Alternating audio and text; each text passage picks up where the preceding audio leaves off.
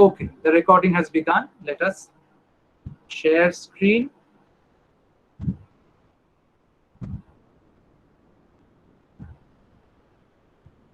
Is this visible to you all? Someone just switch on your microphone and tell me that it's visible. Yes, sir. Yes, sir. Yes, sir. Okay. And for those of you who want to watch the video separately and not from here because of the drop in audio quality, I'm once again sharing it. Shivshankarda, I'm sharing the video link in the comments. If you want to watch the video separately, you can watch it from this link. Okay. All right. I'll start.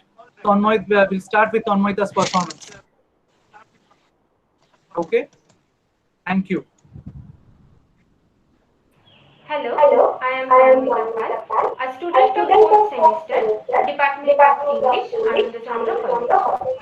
Today, before I start my presentation, I would like to express my gratitude towards all my respected professors and my judges through a short performance named Guruvandana.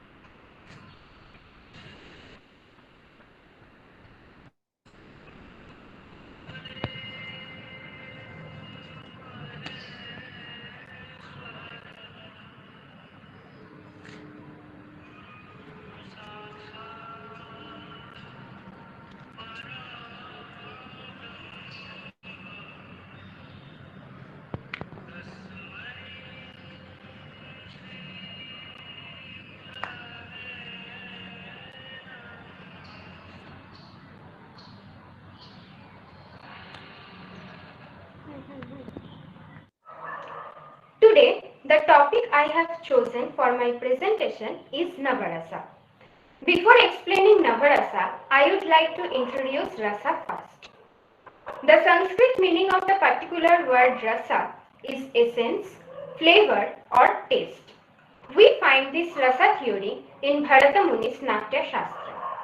Rasa is a kind of contemplative abstraction in which the inwardness of human feelings suffuses the surroundings world of embodied forms. Bharata Muni has stated 8 rasas. Those are Shrinara, Hasya, Karuna, Raudra, Veera, Bhayanaka, Vivarsia and Adbhuta. To these 8 rasa, the Kashmiri philosopher Abhinavagupta added the 9th, Shanta or the rasa of peace. So total we have 9 rasas, that's why it is called Navrasa. Today through Kathak dance, I will attempt to identify some incidents and characters in the Mahabharata where the various rasa can be correlated to. First, I will discuss the Shringara rasa. Shringara is the rasa of love, beauty, art and spiritual devotion. It is the king of all rasas and the one that finds the most frequent portrayal in various art forms. This is the rasa used to portray romantic and erotic love between a lover and the beloved. Here, I will represent the divine love of Radha Krishna, the Ras Leela, to emerge the essence of Shringara Rasa.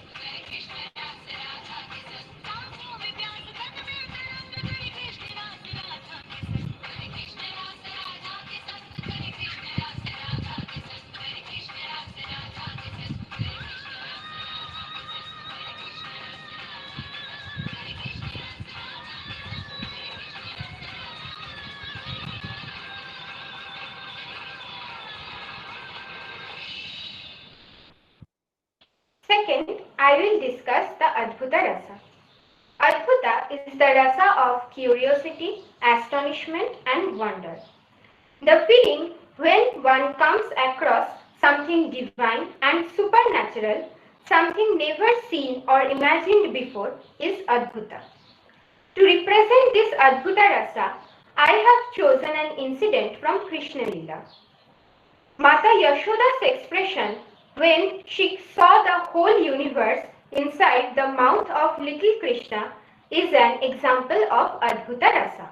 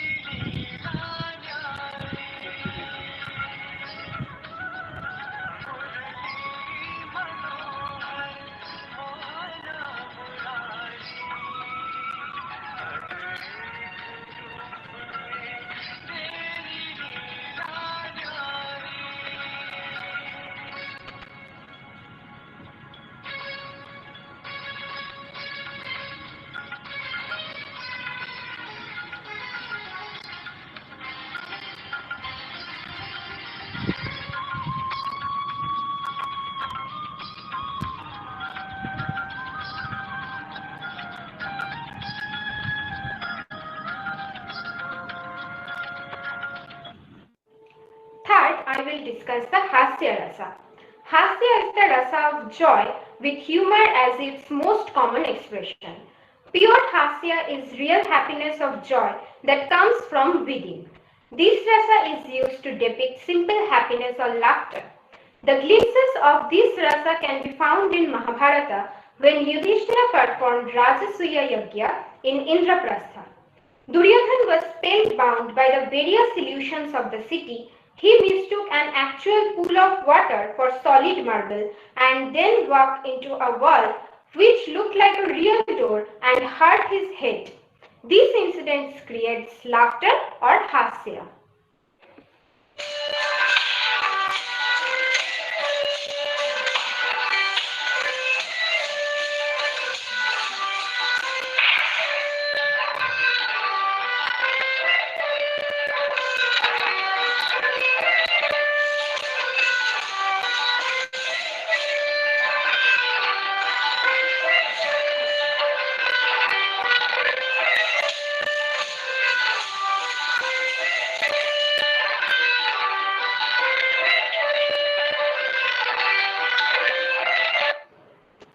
Fourth, I will explain the Raudra Rasa.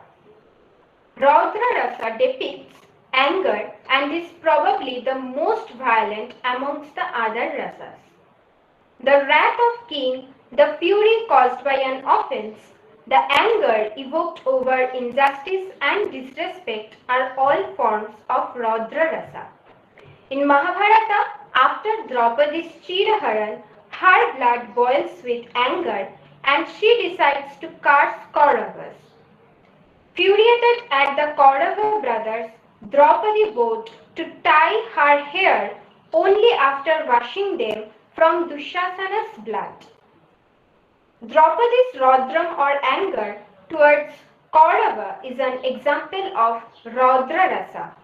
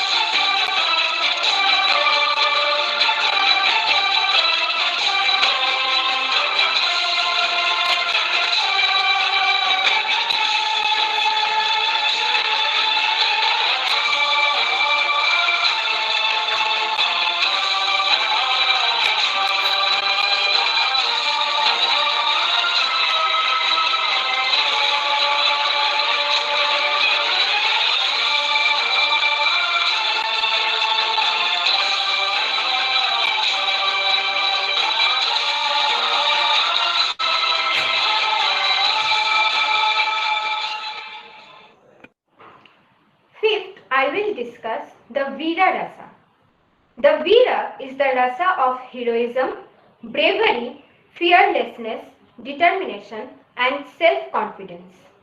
Boldness in battle, the attitude with which warriors go to war, and the valor with which they die are all aspects of heroism. In the Mahabharata, Abhimanyu displayed a different type of heroism when he went to Chakravyuh, knowing fully that he would be severely outnumbered and almost certainly die, and yet fought so bravely till his last. Through dance, I will try to present the courage of Abhimanyu to express the Veera Rasa.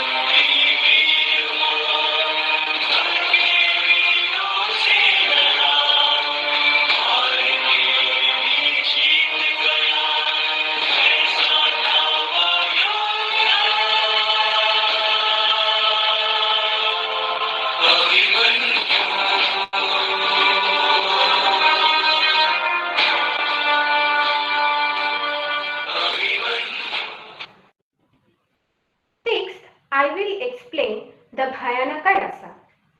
The Bhayanaka Rasa depicts fear, worries, and severe anxiety. Bhayanaka is a feeling evoked while facing something that is more powerful than oneself. It's a feeling of being helpless. In the Mahabharata, Ghatotkacha, with his extraordinary characteristic of the Asura, evokes fear or terror in the soldiers of Kauravas. Here, Ghatotkacha has been described as Bhayanaka by Sri Vedavyasa.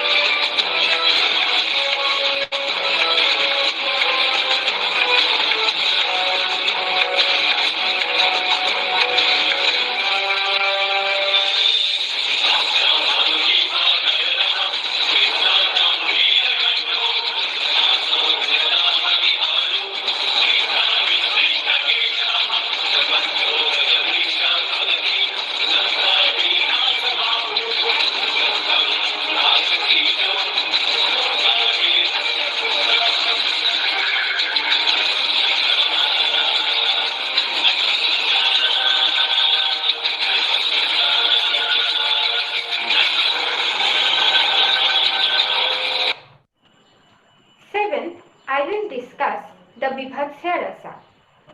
Vibhatsya is the rasa of disgust or dissatisfaction with oneself and others. Vulgar and uncivilized acts, using of bad words and manners, evokes an unpleasant feeling which is Vibhatsya. The incident of Kurukshetra, when Bhima, tearing open Dushasana's chest and drinking his warm blood, then adorns Draupadi's hair with the blood. This scene can be easily regarded as Vibhatsya.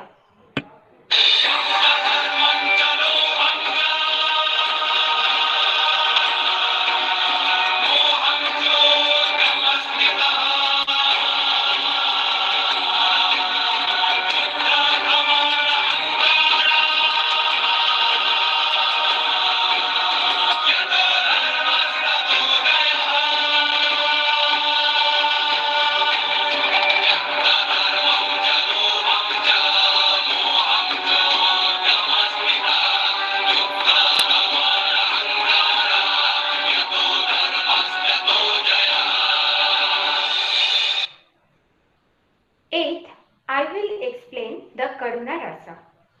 The original Sanskrit word Karuna means sadness. Karuna is a rasa of sadness, grief, and compassion.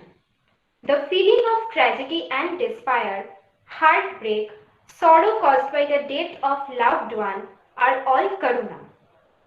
In Mahabharata, after the death of Karna, Kunti rushed to the battlefield when the war went silent for the day.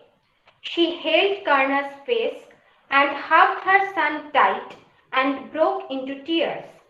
This scene emerges the sense of Karuna.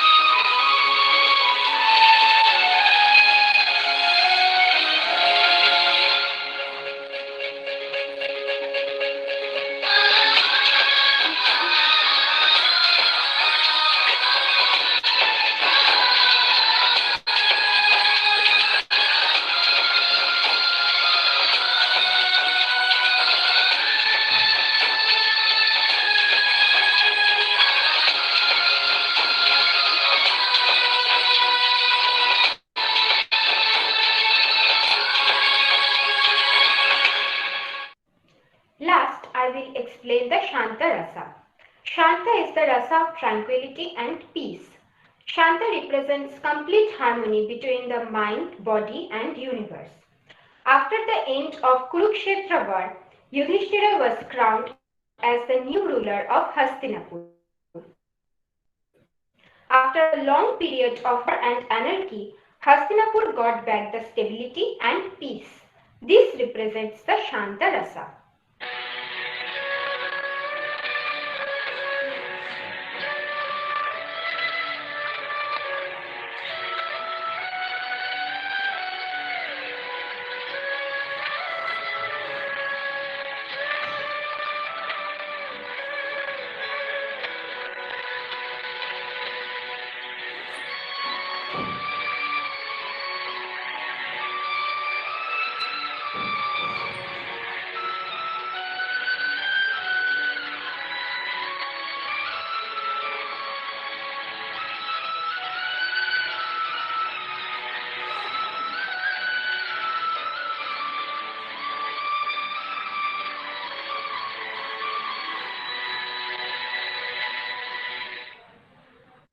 To conclude, we can say that Navrasa explains 9 different emotions of human beings.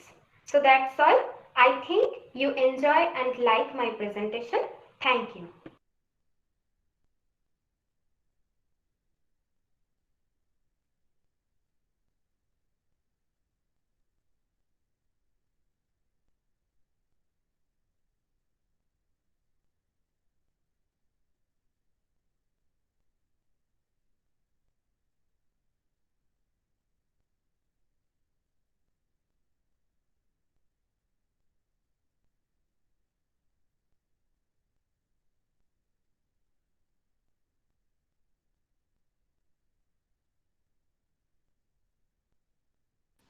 Shomik, you Sir, are not audible.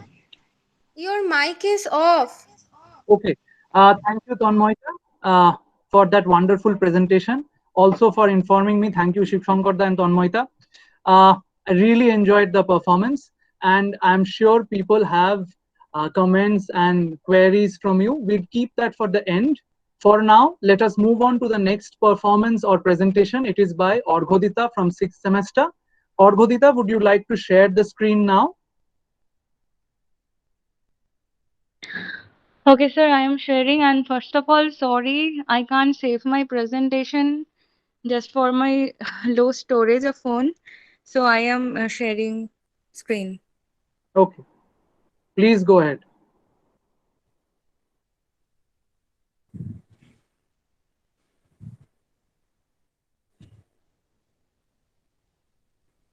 Is it visible, sir?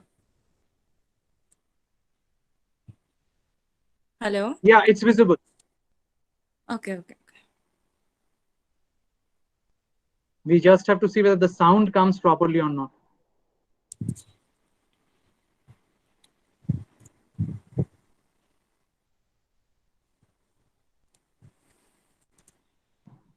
Okay, sir. I'm Okay. starting. Okay. Please go ahead.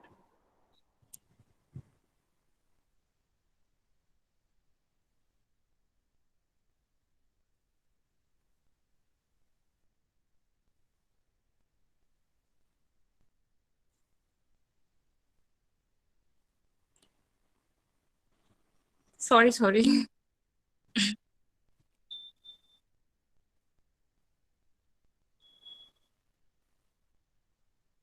Will this be the volume, or are you doing something about the volume? The audio is on high, sir. Okay, the audio is on the high. So I guess there's a problem going on with the video, the audio from the video. Can you do something? Can you read it out for us and do a live sort of way with the photos that you have set one after the other? Actually, in the background there is a poem of Mamang Dai. Okay. Okay, I have to recite, but the background music will not. Okay, all right. Like we'd love to hear you reciting it. Thank you so much.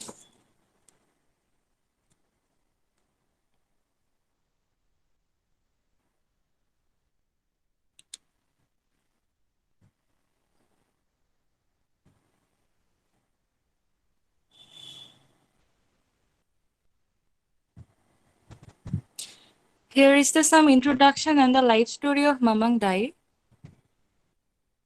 The story of our government service, and then as a reporter, as a artist, or the other works of art. Just make So it full screen if you can. This video, just make it full screen if it's I possible. can't because it's just a app. I can't.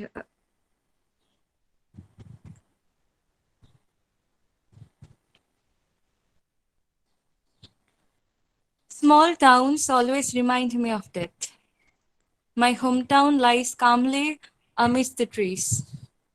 It's always the same, in summer or winter, with the dust flying or the wind howling down the road. Just the other day, someone died. In the dreadful silence, we wept, looking at the sad worth of tuberoses. Life and death, only the rituals are permanent. The river has a soul. In the summer, it cuts through the land like a torrent of grief. Sometimes I think it holds its breath, seeking a land of fish and stars. The river has a soul. It knows stretching past the town from the first drop of rain to dry earth.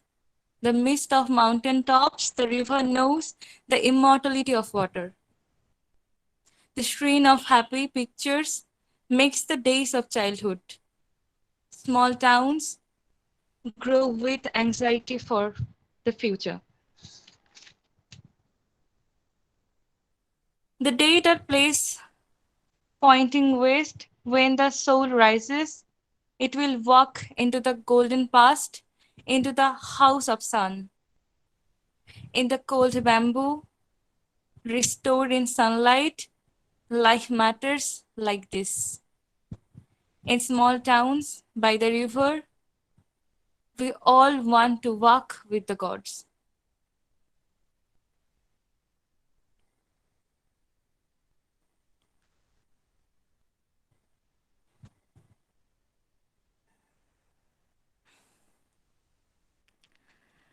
Thank you so much. I just can't show you everything. There was a background music and whole presentation is ruined. Please don't worry about that. I really enjoyed listening to the poem, And I'm sure that people who haven't read Mamang Dai, this was a great introduction to them of Mamang Dai. Without further ado, I would like to move on to the next presentation. Arghadita, you can stop presenting.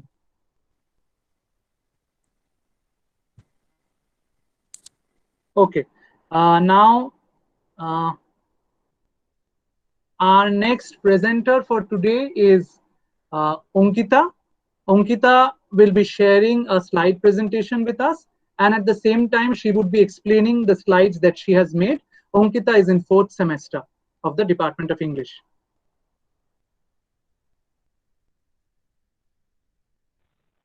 Hello everybody, good afternoon sir, respected Samik sir and Shankar sir.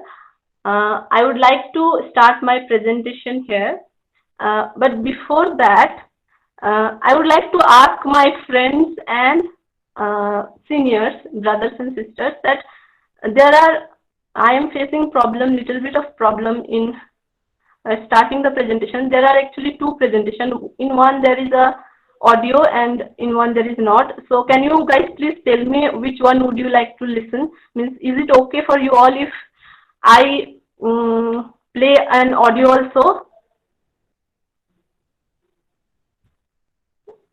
I'm starting. Please, Ankita, go ahead. If the audio is not audible to us, we'd let you know. Don't worry. Okay, sir. So I'm sharing my screen. Sorry.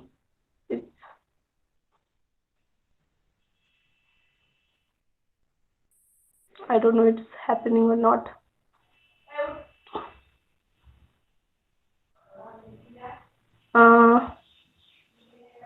My screen is.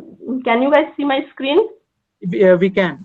Please. Okay, sir. Don't worry. Just it's opening. Okay. So the topic I have taken is the history of English literature. As we all know, we have read history of English literature from the first semester only, and we know that there are several periods of English literature. Before starting, I would like to the history of English literature. This is my topic. So before starting this presentation, I would like to show some of important poets of English literature, not of any particular period or any age, but of English literature. So here it goes. First, okay, is my screen visible? Yes, it is visible. Okay, sir. So the first poet is William Wordsworth, 1770 to 1850. Next is P.B. Shelley, 1792 to 1822. Now, I have not mentioned all of them here because they are introduced in which period they belong to. Next is Keats, John Keats, 1795 to 1821. Now, John Keats has said something very interesting. It's a quote. It says, "A thing of beauty is a joy forever. Its loveliness increases. It will never pass into nothingness." So, this is something interesting, you guys. You all can remember. Next is John Milton, 1608 to 1674. So, the first period of English literature is Old English period. It starts from 1450 AD to 1066 AD. Now, Old English period. Now, Old English period is also known as Anglo-Saxon period. Why is it so that Old English period starts from 450 AD only, and why not before or after? Because it is because that Anglo-Saxon invasion happened in 450 AD. That is why this period is also known as Anglo-Saxon period, and from here onwards, Old English period starts or begins. Now, angels and sections were the invaders of Britain or England. Alliteration and keening were used in poetry. Alliteration and keening were used in the poems and poems that were written in this age. Saint Augustine ruled during this period. The language that was used for writing poems during this age was Latin, Anglo-Saxon, Brythonic language, Germanic language, and Old English language. Means there was nothing called English language during that point of time. All the great literary works of this period were in Latin, either on Latin, Germanic, means all the foreign language, and not in English, which we speak today. The writers of this period were Cinewulf, Bede, Caedmon, and we know that important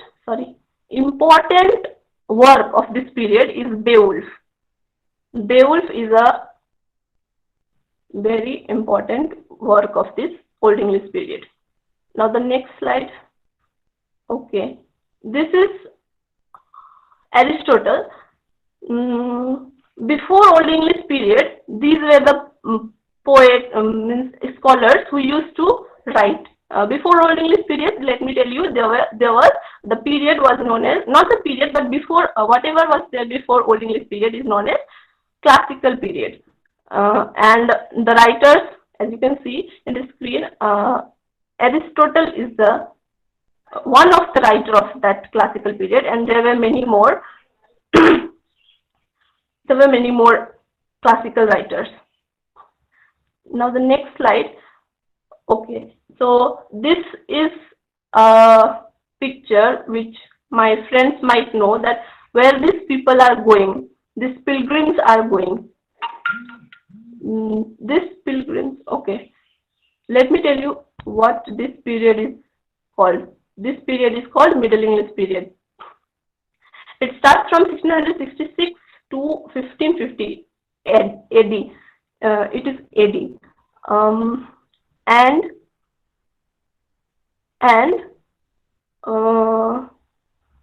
What happened that started this Middle English period?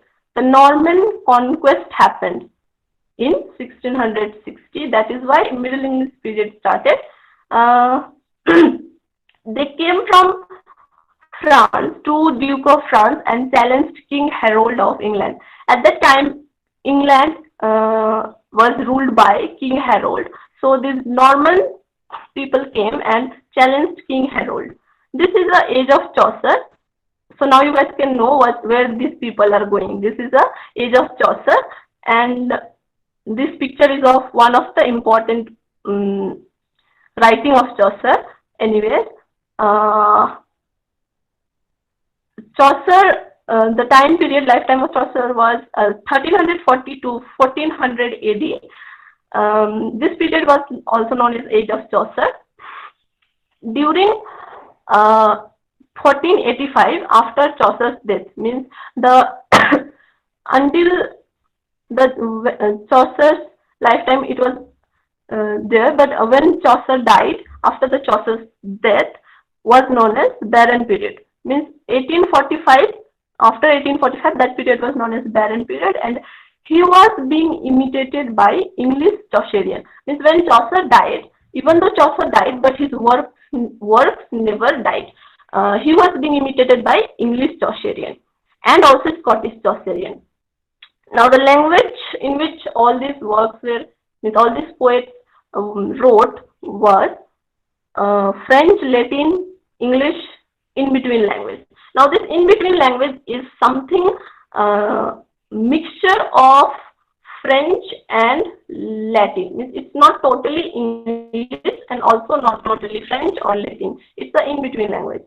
And the writers of this age is famous writer, one of the most important writer is Chaucer. There were also many other poets maybe.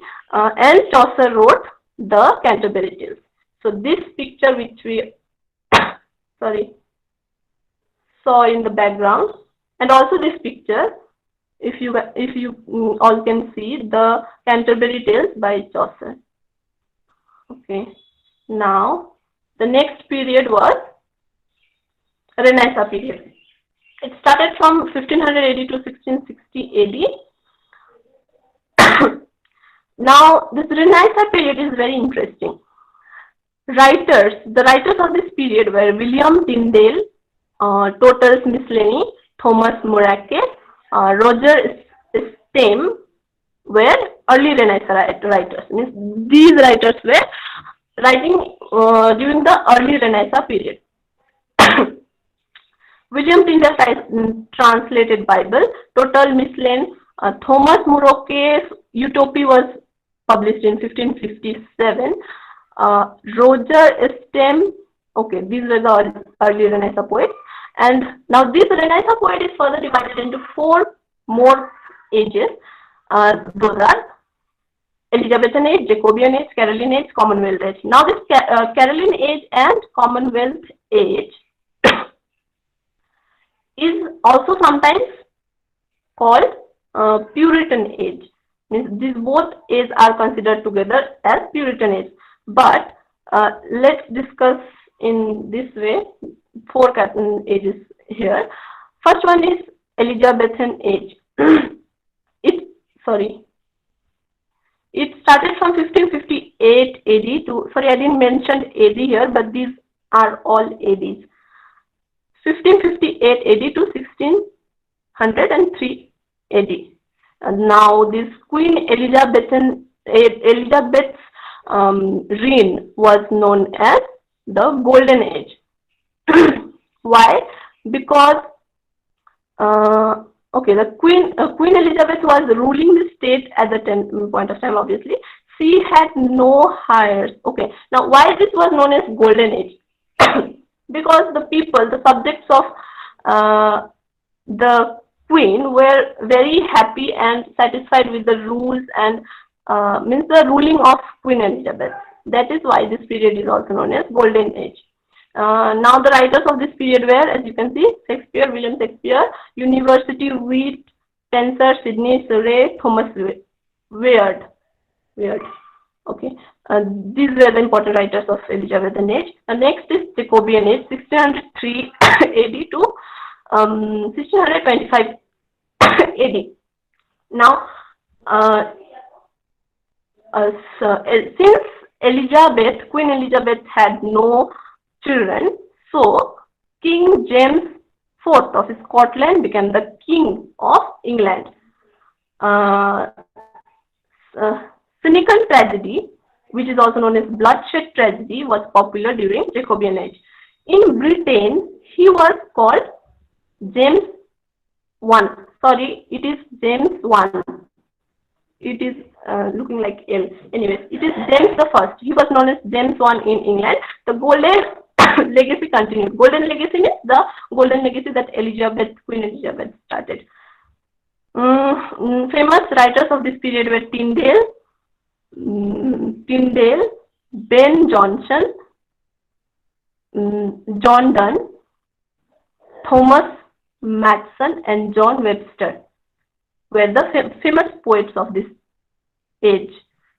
Tyndale wrote authorized version of, Tyndale along with 47 scholars had wrote authorized version of Bible, and Ben Jonson was famous for comedy of humor. John Donne, we all know, was proponent of metaphysical poetry. John Donne is also a writer of A Good Morrow. Anyways, Thomas Matson and John Webster, they wrote tragedies. Now next is the Caroline Age. Caroline Age started from 1625 and lasted till 1649 AD. Caroline Age is also known as Age of Political Unrest. There took place why it is known as Age of Political Unrest is because there took place a civil war between Roundhead and Cavaliers. Roundhead and Cavaliers. There was a civil war between Roundhead and Cavaliers. Who were Roundhead and Cavaliers? Roundhead were the parliamentarians and the Cavaliers were the supporter of King Charles I. Means there were two groups made in this age. One which supported Charles I, the king, and the other group which was against the king. They were known as Roundhead or parliamentarian. Civil war took place. Okay. Now theatres were closed by parliamentarian and drama got diminished in this age. Now writers, important writers of Caroline Age were John Donne and Cavalier poets. Cavalier poets means these Cavalier, the people who followed or supported Charles I. John Donne was proponent of metaphysical poetry. And the last is Commonwealth Age. It started from 1649 and it lasted till 1660 AD. Commonwealth Age. Now what happened in Commonwealth Age? In Commonwealth Age, Charles I was executed. Charles I was executed, means he was removed from the throne. And that is why this Charles I was executed, and in 1658 Oliver Cromwell died. Okay, 1658 after Charles I was executed, Oliver I cannot show you the writing because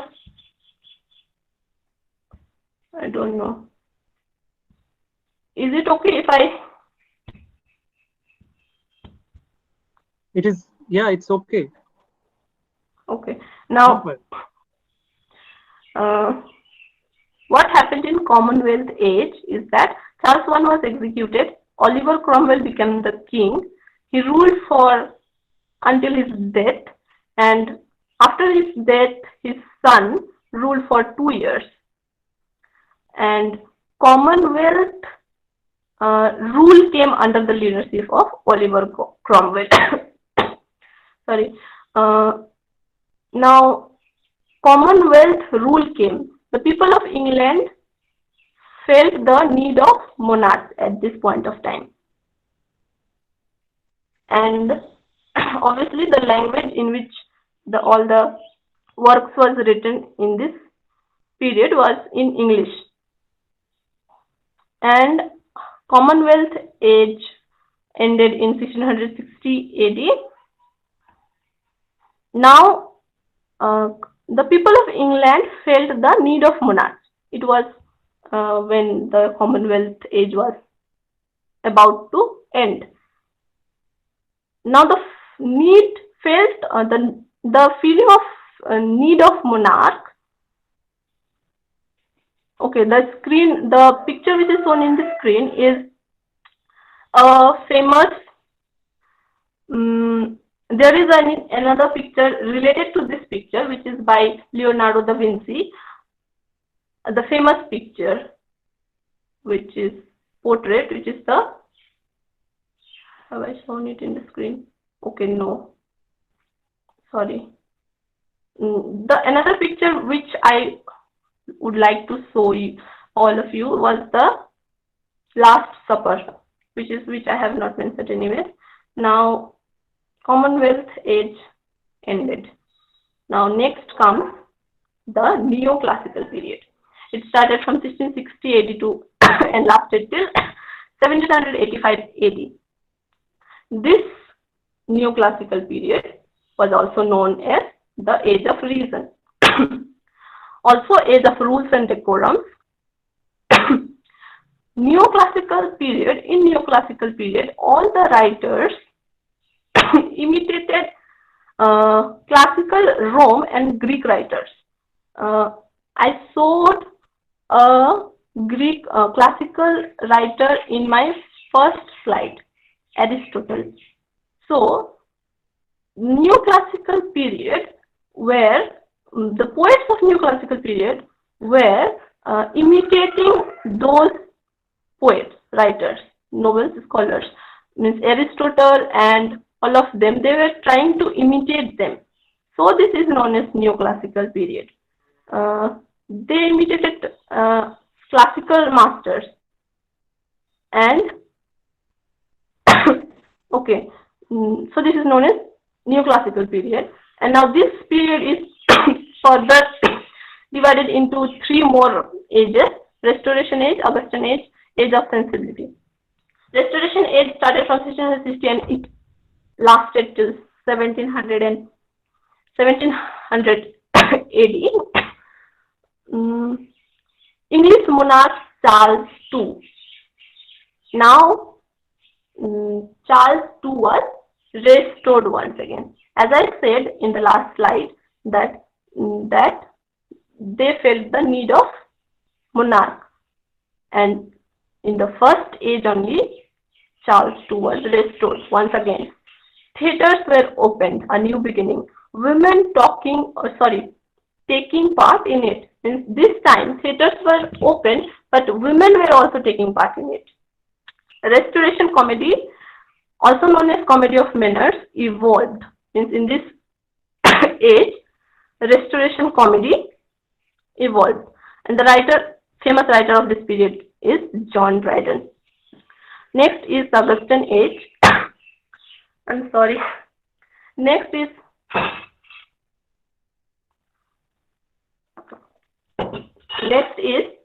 the Augustan age, 1770 to 1745 AD. Caesar Augustus was emperor of Rome. He became the king of England.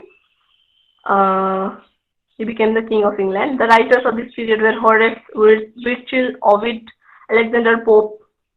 As we know, he wrote very hard and difficult writings.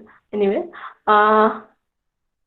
now the next age of sensibility, started from 1745 AD and it lasted till 1785 AD. Age of sensibility is also known as transition period. Age of Dr. Johnson. Okay, this age is also known as age of Dr. Johnson. Now, why is it so that this age was known as age of Dr. Johnson? Because Dr. Johnson was the most prominent writer of this age. It was the transition from neoclassical to rationalism or inner peace or romanticism. Means what happened in this age, that transition period, the transition happened. First, in the beginning, they were trying to imitate the classical masters, and here the transition happened, means from neoclassical to inner peace. They were trying to write about inner peace. All the writers, Dr. Johnson and whoever was there in this period, were writing about inner peace, the nature and the romanticism. Language was English and Roman. Writer was Dr. Johnson. Now this is Robinson Crusoe by Robinson Crusoe. Okay. Dryden, John Dryden was also the poet of this period, Restoration age. Now he said something interesting. All human things are subject to decay, and when fate summons, monarchs must obey. This is something he said. Now the next period is Romantic period. It started from 1785 AD and it lasted till 1832 AD. What happened in Romantic period? With the publication of lyrical ballad in 1798 AD, Romantic period started. Romantic period is also known as age of poetry. And the most important thing The French Revolution. French Revolution took place during the Romantic period. French Revolution started from 5th of May 1789 till 9th of November 1799. Also, Gothic novels were written during this Romantic period. One of the Gothic novel, which is also in our syllabus 4th semester, is famous Gothic novel Frankenstein. Now the language was English. Writers were Robert Burnet, pre-Romantic writer. He was a pre-Romantic writer. Horace Walpole, The Castle of Otranto. He wrote The Castle of Otranto. Anne Radcliffe, The Mystery of Fudolfo. Mary Shelley, here is the Gothic novel. Mary Shelley she wrote Frankenstein. It is a Gothic novel. Blake was there, Coleridge was there, William Wordsworth, Byron, Shelley, Keats, John Keats were second generation poets. Wordsworth, Coleridge, Southey were late poets, means they emerged lately. Now, who is he? Coleridge. Coleridge, 1772 to 1834 lifespan. He also said something. He is also a writer of Romantic period. Now, this picture in the background is called a guillotine machine. It was used to kill people. Kill people in this period, means when the French Revolution was taking place. This machine is horrible. Okay, now the next period is Victorian period. It started from 1832 AD and it ended in 1901 AD. What happened in Victorian period? As the name suggests, Victorian period is the reign of Queen Victoria. She ruled for almost 63 years, a long span. Condition of England nobles. During that point of time, Victorian period, novels were written, and what the novels suggest that the novels were written means the condition of England and the industrialization and the child labor, all these things were talked about in the writings of this period. Industrialization were talked about, industrialization, all these things were talked about in the writings. Language was in English. Writers, Charles Dickens, Scarlett Bronte's sister Elizabeth, and these were the writers. Also, there were many more. These were the most important writers of this period. Now, this picture in the background is a fall of Bastille. Industrial Revolution, as you all know. Now, the next slide, the next period is Modern Period. It started from 1901 AD and it lasted till 1945 AD. What happened in Modern Period? The World War took place during Modern Period. Two World War, World War I and World War II. World War I, that is 1914 to 1918, and World War II, that is, this is L, I have written here L, but it is World War II, 1939 to 1945. These two terrific World War took place during Modern Period. And due to this, both of this World War, chaos and anarchist was found in the country, whole world actually. So that is why chaos was basically the theme of war poets. Now, war poets, who were the war poets? Robert Worth, Sisson, Rudyard Flinch, T.S. Eliot, we know T.S. Eliot, and Ezra Pound, Samuel Becker, and there were many more. Sylvia Plath, if I'm not pronouncing it wrong. Okay, these were the writers of the Modern Period. Means they were the war poets. And obviously, the language was in English.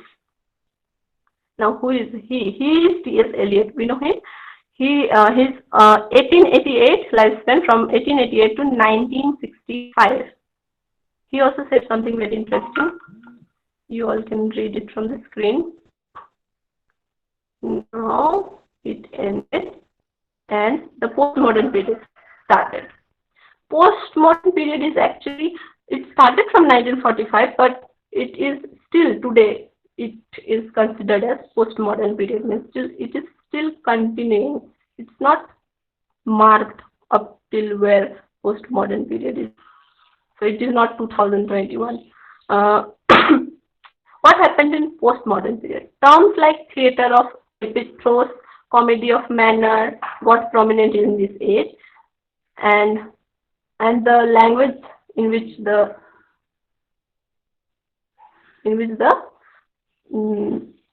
writings were written was English. Writers were Tom Stofford, Elwood B.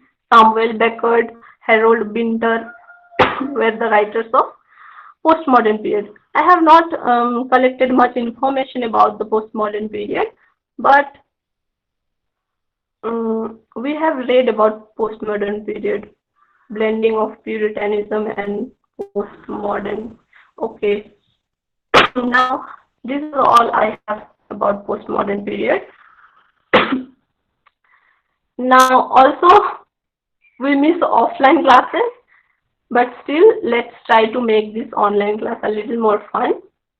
This is all it for my presentation.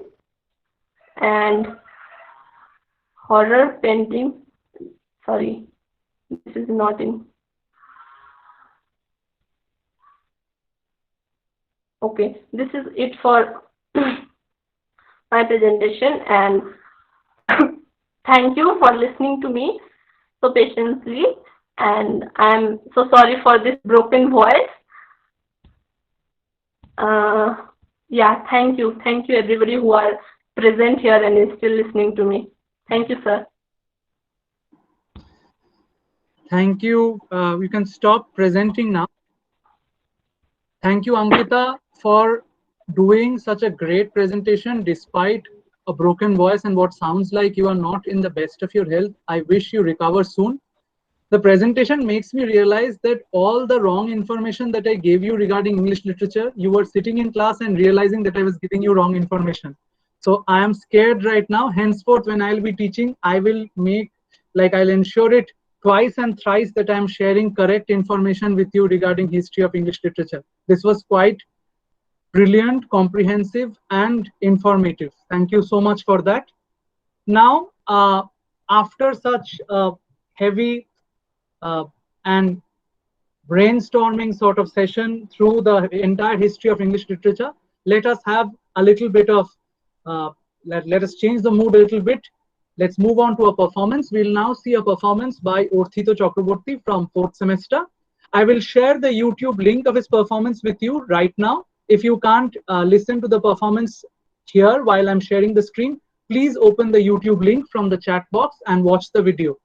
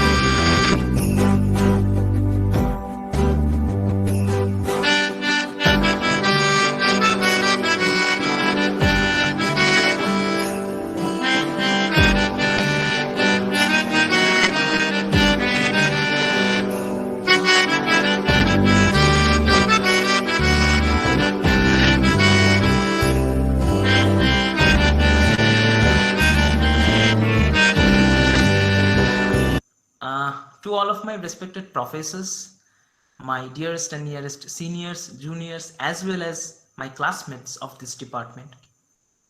Good afternoon to all of you. This is Arthita Chakraborty from SEM 4.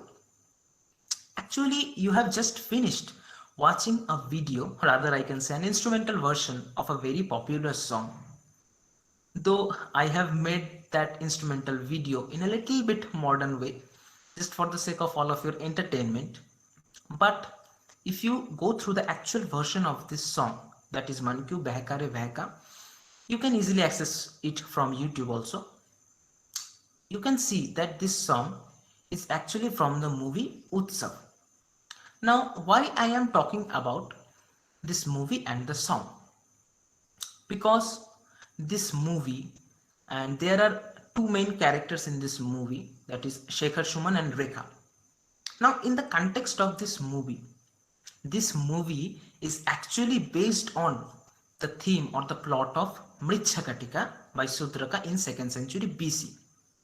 Now, we all know that the story of Mrichchakatik, that it's a romantic theme, it's a romantic story or the love story between a poor Brahmin named Charudatta and a wealthy courtesan Vasantasena. And the setting of this plot was set in the ancient city of Ujjaini. Now, in the context of this cinema Utsav, we can see that Rekha has been played the role of Vasantasena and Shekhar Suman has been played the role of Charudatta. Now we all know that Mrichchakatik has 10 acts, and if you go through the surroundings or the environment of that particular song that I have made my instrumental version on it, you can easily connect that song with Act 6 of Mrichchakatik, that is the exchange of the carriages. Now it's a very interesting, important as well as to be noted part. But before going on to that part, I just want to focus on the last portion of Act 5, that is the stormy day. What is happening in this stormy day? We see that Vidushaka or Maitreya, the friend of Charudatta, has gone to the place of Vasantasena with the pearl necklace of Charudatta's wife as a value of her stolen jewelry. Now in that place, Vasantasena told Vidushaka that she will be meeting Charudatta in the evening or in the night. And though it was a stormy day, but she spent the night with Charudatta in his house. Now here comes the most important, significant as well as interesting part. We find two different ideas, on one hand for the actual plot and on the another hand for the movie. Now first of all, I'll be dealing with the movie. What we find in the movie. After spending the night with Vasantasena, Charudatta himself in the next morning says Vasantasena that he wants to spend the whole day with Vasantasena in the Pushpakaranda garden. So he will be sending a card for Vasantasena so that she can go. And after, when Charudatta left from the room, the wife of Charudatta, here comes the significant point, to be noted point, that the wife of Charudatta, or Charudatta's wife, is being presented by the name of Aditi in this movie. So she came to Vasantasena, talked with her very delightfully, and we find another concept, that is she presents herself in the movie as an active character. On the another hand, if we focus into the main plot of Mrichchakatik, we see that Charudatta's wife is being presented by the name of Duta, and she represents herself as a passive character as well.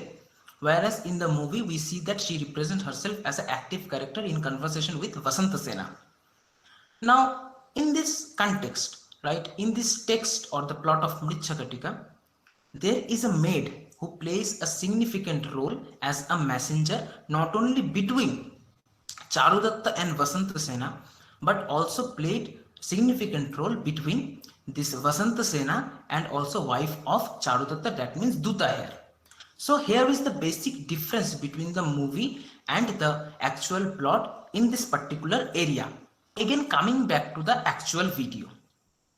And I will be talking about the environment of that video specially. Why? Because I want to add light from Bharat Muni's Natya Shastra and the Rasa theory. Now, the term Rasa, I just want to memorize in front of all of you in a little bit, just in a short way. The term Rasa has been translated into English as like flavor, desire, beauty. and what it tested or experienced in Indian art, visual, literary, or musical works. The term rasa or the rasas are variously created from vavas. Now, what is vava? The state of mind or emotional states of human being. Now, I will not go through all the rasas and all the vavas. We all know more or less there are how many rasas and vavas. I just focus particularly that what kind of rasas and what kind of vavas are predominant here in this context or in this context of the song. Now, if we focus into the song, we see Aditi or Duta and Vasanta Sena spending time with very much pleasurable or delightful manner, which introduces Rativava, and there is a laughter or humor effect in their conversation, which introduces Hasyavava. Now, in the context of these two vavas, we already know that there are two predominant rasas in this context. What are that? Yes, first of all, they are very much passionate about their love, and from Rati Bhava, we also introduce the concept of love, romantic or Shringara Rasa, and their conversation is their conversation is covered with very much laughter, which also introduces Hasyam Rasa. And there is another reason to get that Hasyam Rasa, because there is not a kind of jealousy between them, between these two women. So we also introduce Hasyam Rasa in this manner. I just want to add one more thing. It's completely my opinion, my point of view, my adaptation. I may be wrong, but I just wanted to share with you all, that is the song itself. If you go through the lyrics, that is Man Kyu Behka Re Behka Aadhi Raat Ko, which also introduces that the passion of their love, means Duta and or Aditi and Vasanta Sena's love for their man, and they are also talking about their loneliness without their man until he comes to keep them company. So that's how we can understand the actual plot of Mrichchakatika through the art form of music, and also connect the music with the actual form or the movie also, we can say. So hopefully you have gathered some kind of thing from my lecture as well as my instrumental video, and I have tried my level best to explore myself, to explore my ideas, my thoughts in front of all of you as much as I can. So thank you everyone to listen my lecture as well as my instrumental video so patiently, and I am very much delighted to express my thoughts, my feelings, my knowledge in front of all of you. So thank you everyone again. Have a good day.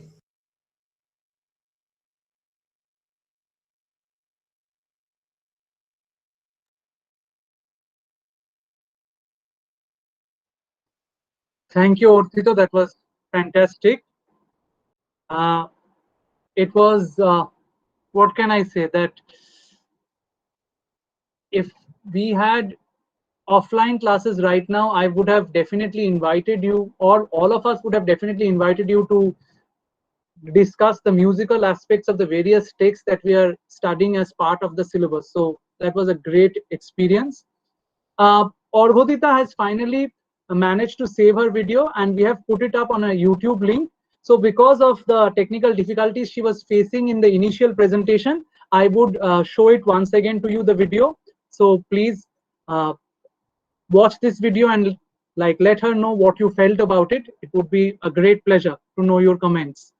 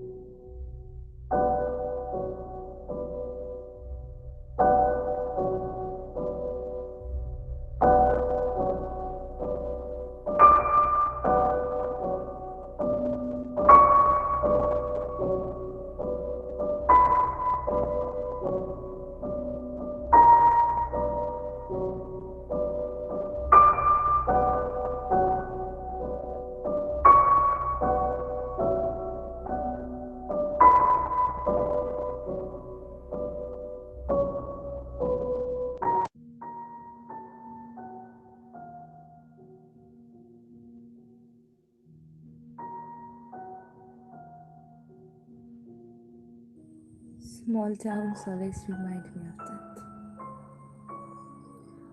My hometown lies calmly amidst the trees. It's always the same in summer or winter, with the dust flying or the wind howling down the path.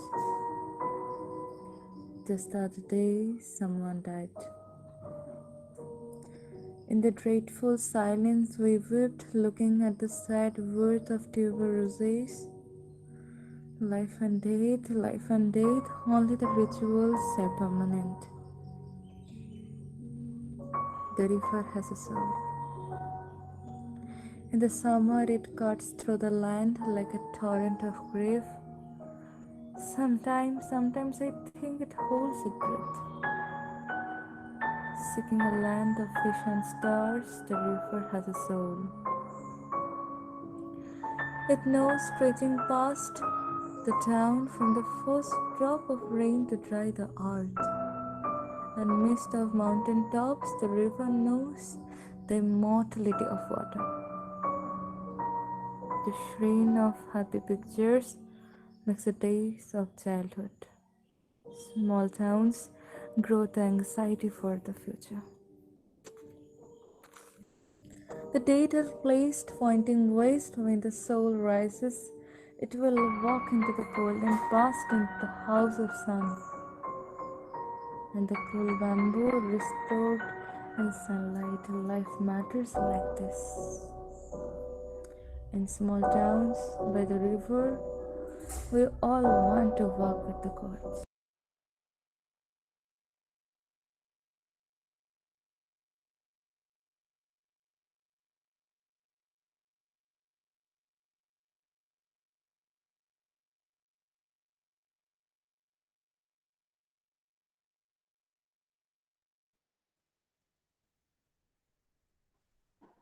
Once again, thank you, Arghadita, for that brilliant video.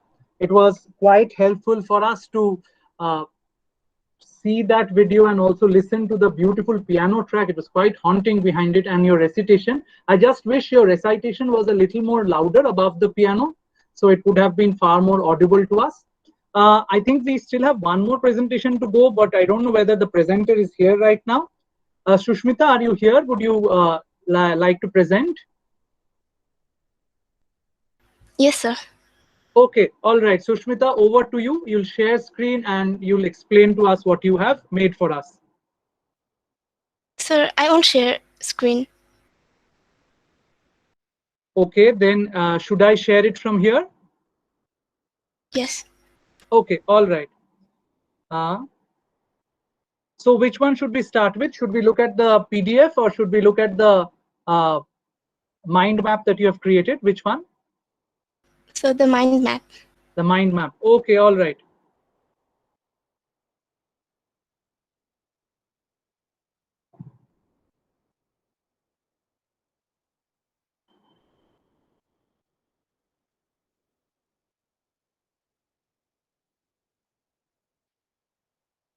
So I think this is a problem with my computer screen, that the text is breaking up and the colors are a bit odd, but I'll show it to you in a zoomed out way. This is how the entire thing looks like. So she has written development of English drama at the center, and there are things around it. Shushmita, over to you now. Would you explain the image to us? Yes, sir. Okay.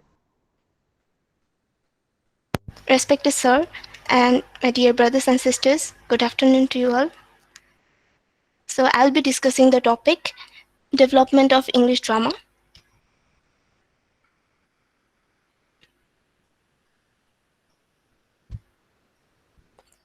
So first let's discuss the origin of English drama. In the beginning, the setting or the stage was inside the church, and then it moved outside the church in the backyard, the courtyard, and then to the marketplace. And the purpose was didactic, because the people of England were illiterate and they did not know Latin, and the priests and the clergyman, they wanted to promote their religion, that is Christianity, and that is the reason they started um, presenting plays before the people, so people can easily understand and turn into Christianity, or they follow it. Secondly, we have miracles and mysteries, a form that developed after the scriptural facts. Sorry. One second.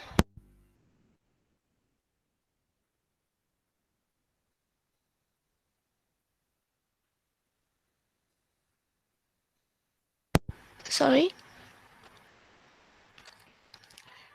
Then we have, um, let me tell what is mysteries. And mysteries are actually miracles and also mysteries. In England, there was no division between them, but outside England, it was known as miracles and mysteries. Miracles are actually the plays that represented lives of saints, and mysteries were those which represented the biblical events, that is, events from Bible. And then we have um,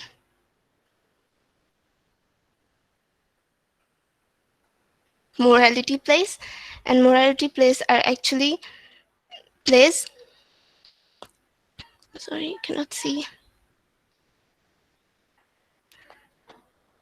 Morality plays were also didactic for religious purposes, and they covered the theme of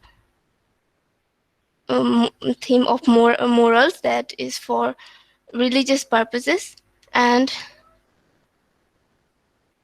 it is important because before we had characters that were saints, or the human characters we had, and here we have personified abstractions. For example, virtue, evil, goodness, every man. They were not actually human, but they represented certain things. One of the important example is Everyman and the Castle of Perseverance. I don't know if the pronunciation is correct. And after moralities, interludes came, and interludes are actually short uh, plays that were performed between elaborate plays, because after long elaborate plays, people were tired and they need something for entertainment, and for that reason interludes were introduced. And interludes were not serious in tone, they were satirical. They attacked the clergyman, the rich people of England, of the society.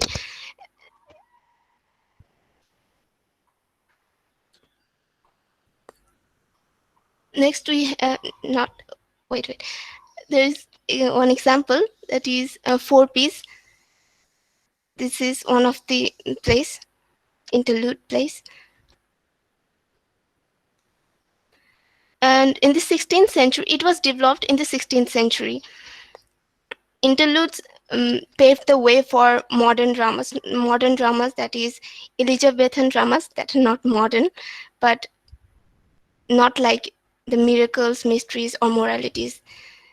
They had human characters and more advanced.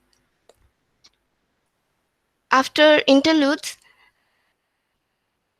regular tragedy and comedies emerged in the 16th century and afterwards, and it is actually because of the Renaissance, when Greek and Roman literature flourished, not flourished, people started reading them in England. Many many people were influenced by them, and they started writing tragedies and comedies. And comedy came before tragedy, like 10 years before tragedy. The first comedy was Royster Doyster by Nicholas Woodall, and after that tragedy came, and the first tragedy is called Gorbodak. I don't know the pronunciation, sorry, by Thomas Sackville and Thomas Norton.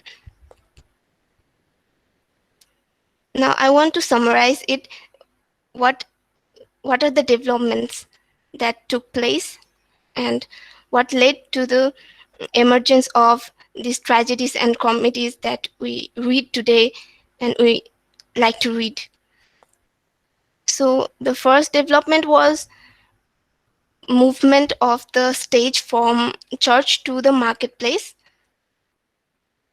It happened because people started liking those plays, and the church, when more and more people gathered, the church did not have enough accommodation for the crowd, for the audience. And the next development is imitation to imagination. See, in the beginning, the people, the priests who wrote and also acted, they actually took the theme and also the stories from the Bible. But later, miracles, mysteries, they are also copied. Sorry, moralities, they were different from the previous one. There was flexibility in the theme, also the characters. It was creative and not like before. And then we have religious to secular. In the beginning, the plays were religious, and later it changed to secular, that is not related to religion, any kind of religion.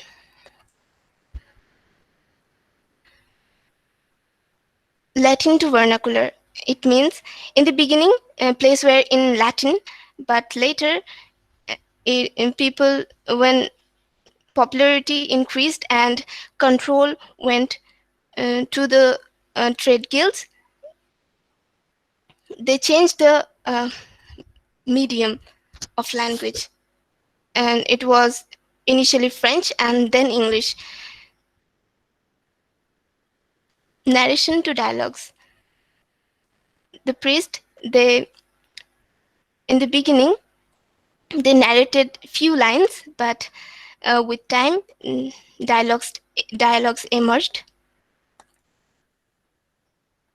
And then we have clergy to trade guilds. It is actually what is called the control over place and everything, and the control was shifted from the clergy to the trade guilds. So now the clergy did not have control over the place. They could not write or perform. Instruction to entertainment. So the miracles and mysteries, moralities, they're all instructions, and they serve the purpose for religion promotion, or whatever, for Christianity, and later it was for entertainment, like the interludes. They're not for religious purposes, as we have already discussed. And then abstract symbolism to social realism. In moralities, they used abstractions, but in interludes and later comedies and also tragedies, maybe, they used social realism. They depicted the life of common people, not of the saints and other biblical events. It was more related to common people. and they actually talked about what was happening in England at that time.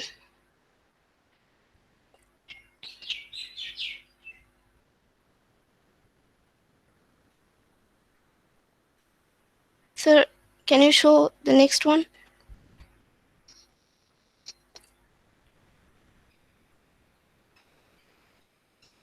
So here we have the time period, not time period, but the stages of development. First, there was scriptural performances, then came mysteries, then moralities, then interludes, and tragedies and comedies. And what led to the development of this? First, from scriptural performance to moralities, we don't have exact reason why for the development, but there were so many influences that might have led to this development, that is growing popularity. And for that popularity, the stage came from inside the church to outside the church in the marketplace. And when in the marketplace, more and more people could see them, watch them. So many developments came later. We know in mysteries, the themes changed and moralities also, and it was much better than the scriptural performances, that they were more raw and crude. And after that, interludes came, and it was basically for entertainment. And after that, regular tragedies and comedies, and it was for Latin and Greek influences. When people read these plays from Latin and Greek playwrights, they got inspiration and started to write their own. But initially they also copied from them, and then they started writing from their own imagination, and it became better. So that's all I had to say. Thank you.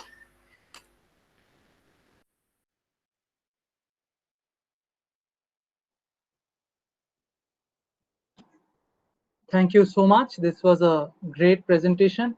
Sushmita, would you tell us a little bit about these mind map, the strategy of the mind map or the strategy of the timeline that you used, and why you chose these formats of presenting, why you think these are effective? Can you tell us a little bit about that, if you are comfortable? Yes, sir. In my opinion, mind maps are important for brainstorming ideas. And I think that students don't like to read plain text. Mostly students don't like, because they're not interesting to study. I believe both are important. We need both, like brainstorming ideas, so we can understand while seeing the mind maps. We can easily understand that what is happening, what will happen.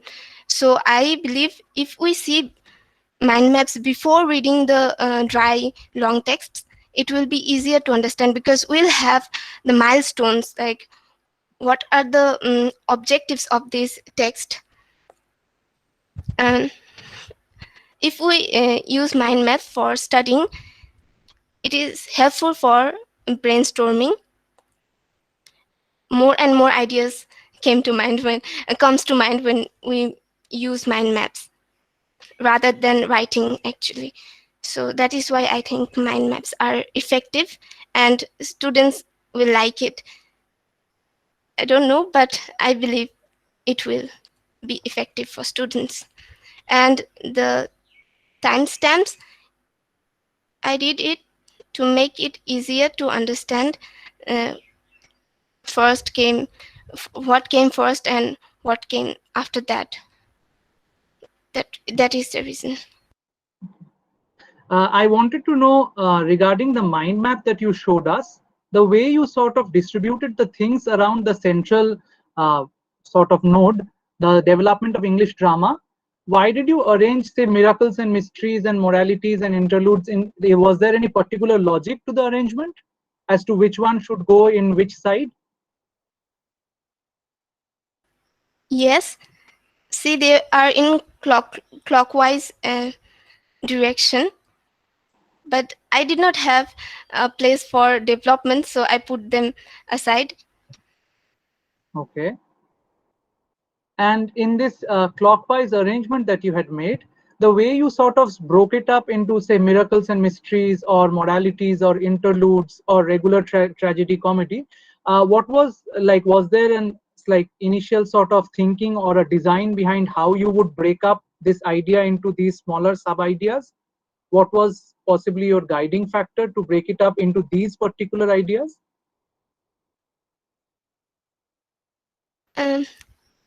I think these are the important points we need to remember, Okay. and it will be helpful for writing. If we remember the main points, then uh, we already have ideas that we need to write, because knowledge is important before we write. Absolutely.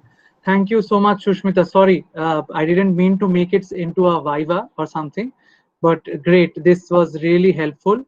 And I'm sure, like everyone, all of us learned a lot from it. That brings us to the end of this session of Teach the Way You Would Like to Be Taught. I hope we have more of these sessions in the future where we teachers take a back seat and you all teach us something. Because we had a low number of participants participating this time around, I would like to give awards to each one of them for having taken part today. Rest of you, please, when we have it the next time, please take part in larger numbers so that you also get to present your ideas in the way it appeals to you. Thank you so much, all of you, for being here with us for this long a time. The recording of this event will be put up soon on the department YouTube channel. Thank you.